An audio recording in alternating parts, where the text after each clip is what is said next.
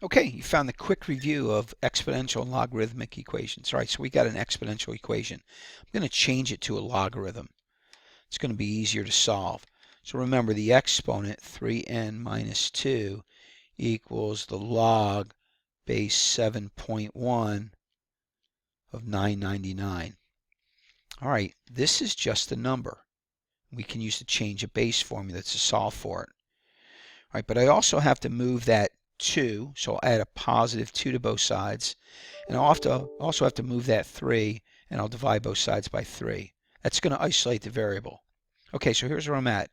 N equals, I like to use natural log 999 divided by the natural log of 7.1 plus 2, all divided by 3. And that's the solution to this.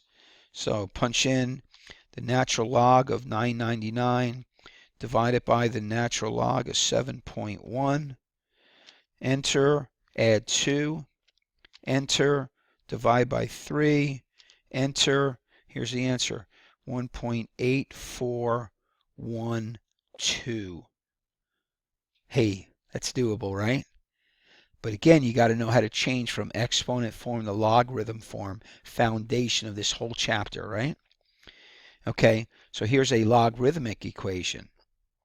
All right, so in this one, I want the logarithm isolated, and I'm going to show you a different way to solve this. Now, remember last lesson, the power rule?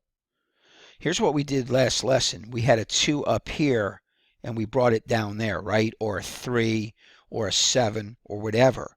Well, guess what we're going to do now? We're going to go backwards. I'm going to take the 2 and put it back up here. Okay. That's nice. Now I have the natural log of the quantity x plus 3 quantity squared equals the natural log of 16. Guess what? I can make an e base on both of these. So raise the left side with an e base to the natural log of x plus 3 quantity squared, and the right side with an e base natural log 16. Here's the neat thing.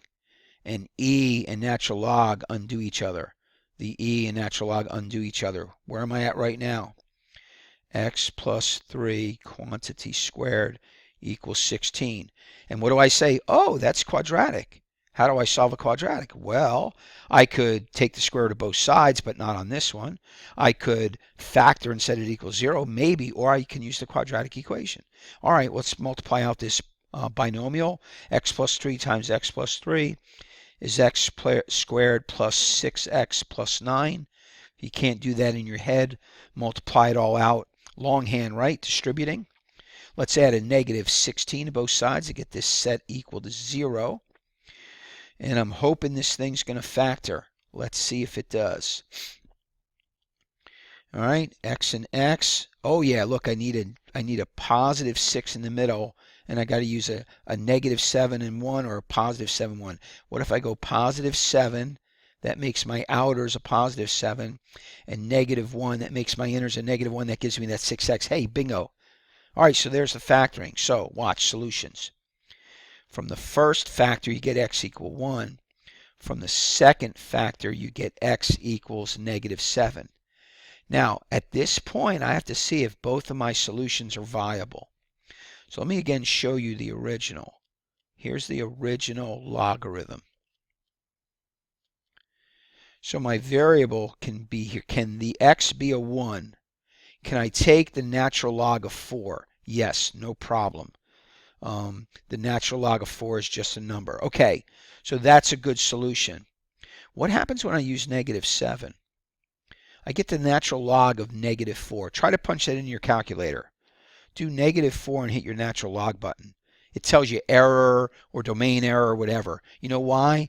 Because you can't end up with a positive result. Because again, e to what power can never get you to be a negative 4. You can never get to be negative. So guess what? That's an extraneous root. We don't use it. What's the solution? X equal 1. Awesome. Logarithmic and exponential equations.